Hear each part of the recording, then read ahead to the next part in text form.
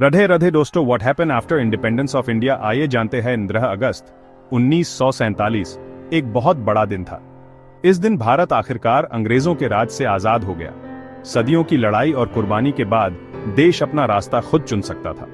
बहुत खुशी और जश्न का दिन था, लेकिन सोचने का भी समय था। आगे का रास्ता मुश्किल था। भारत के सामने कई चुनौतियां थीं, जैसे गरीबी, असमानता और बंटवारे का दर्द। ब्रिटिश इंडिया का भारत और पाकिस्तान में बंटवारा इतिहास के सबसे बड़े माइग्रेशन में से एक था।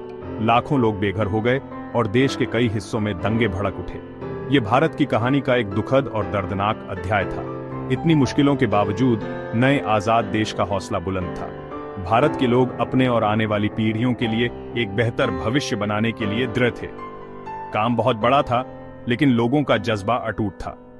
भारत के पहले प्रधानमंत्री जवाहरलाल नेहरू जैसे नेताओं ने एक आधुनिक, लोकतांत्रिक और समृद्ध भारत के अपने विजन से देश को प्रेरित किया। भारत के नेताओं के सामने कॉलोनियलिज्म और बंटवारे से टूटे हुए देश को फिर से बनाने का बड़ा काम था।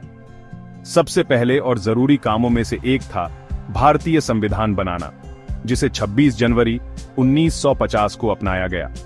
इस डॉक्यूमेंट में सभी नागरिकों के लिए, चाहे उनका धर्म, जाति या क्रीड कुछ भी हो, डेमोक्रेसी, सेक्युलरिज्म और समानता के मूल्यों को दर्शाया गया। प्लान्ड इकोनॉमिक डेवलपमेंट में यकीन रखने वाले नेहरू जी ने पंचवर्षीय योजनाओं की शुरुआत की। इन योजनाओं में इंडस्ट्रियल ग्रोथ, खेतीबाड़ी के विकास और सामाजिक उत्थान पर ध्यान दिया गया। बड़े बांध, स्टील प्लांट्स और पब्लिक सेक्टर के कारखाने बनाए गए, जिससे आधुनिक भारत की नींव पड़ी। 1960 के दशक में हरित क्रांति ने भारत को अनाज की कमी वाले देश से अनाज में आत्मनिर्भर बना दिया। हालांकि प्रोग्रेस में चुनौतियां भी थीं। 1962 में चीन और 1965 में पाकिस्तान के साथ युद्ध ने नए देश के संकल्प को परखा। इन सेटबैक्स के बावजूद भारत अपने डेमोक्रेटिक प्रिंसिपल्स पर डटा रहा और प्रोग्रेस की ओर बढ़ता रहा। 1970 का दशक भारत के लिए उथल-पुथल भरा रहा, जिसमें राजनीतिक अस्थिरता और आर्थिक चुनौतियों का सामना करना पड़ा। 1975 में लगाया गया इमरजेंसी, जिसमें नागरिक स्वतंत्रता को निलंबित कर दिया गया था, भारत के इतिहास में एक विवादास्पद समय बना हुआ है। हालांकि 1977 में लोकतांत्रिक शासन में शांतिपूर्ण वापसी से भारत के लोकतंत्र की मजबूती दिखाई दी। 80 के दशक में क्षेत्रीय आकांक्षाओं का उदय और सामाजिक तनावों की चुनौतियों का सामना करना पड़ा। हालांकि इसने भारत को गुटनिरपेक्ष आंदोलन में एक नेता के रूप में भी उभरते देखा, जो वैश्विक मंच पर शांति और सहयोग की वकालत करता था। 1984 में प्रधानमंत्री इंदिरा गांधी की हत्या ने पूरे देश को झकझोर कर रख दिया। हालांकि इसने एक महत्वपूर्ण मोड़ भी लाया, जिससे उनके बेटे राजीव गांधी का उदय आशा और बदलाव के प्रतीक के रूप में हुआ। राजीव गांधी ने आर्थिक उदारीकरण और तकनीकी प्रगति के युग की शुरुआत की, जिससे भारत के भविष्य के विकास की नींव पड़ी। सेक्शन 4, नए दरवाजे खोलना, आर्थिक सुधार और आगे। 1991 में भारत ने आर्थिक उदारीकरण के नए रास्ते पर चलना शुरू किया। एक गंभीर आर्थिक संकट का सामना करते हुए प्रधानमंत्री पी.वी. नरसिम्हा राव और वित्त मंत्री मनमोहन सिंह के नेतृत्व वाली सरकार ने साहसिक सुधार पेश किए, जिससे भारतीय अर्थव्यवस्था दुनिया के लिए खुल गई। इन सुधारों ने लाइसेंस राज को खत्म कर दिया, विदेशी निवेश को प्रोत्साहित किया और भारतीय लोगों की एंटरप्रेन्योरियल स्पिरिट को उजागर किया। भारतीय अर्थव्यवस्था ने अभूतपूर्व विकास दर के साथ गतिशीलता से प्रतिक्रिया दी।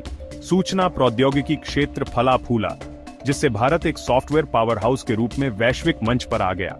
भारत में एक उल्लेखनीय बदलाव आया, जिससे लाखों लोग गरीबी से बाहर निकले।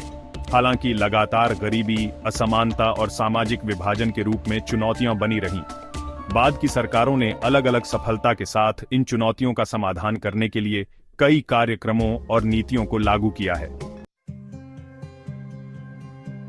सेक्शन 5, आज का भारत वैश्विक आकांक्षाओं वाली उभरती हुई शक्ति।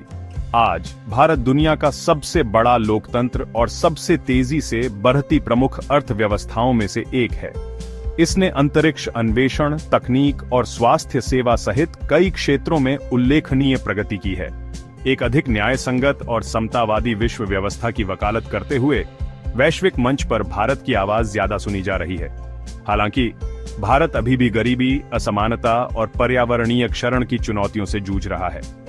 आगे का सफर समावेशी विकास के बारे में है। यह सुनिश्चित करना है कि प्रगति का लाभ समाज के सभी वर्गों तक पहुंचे। भारत की सबसे बड़ी ताकत उसके जीवंत लोकतंत्र, उसकी युवा आबादी और विविधता में एकता की भावना में निहित है।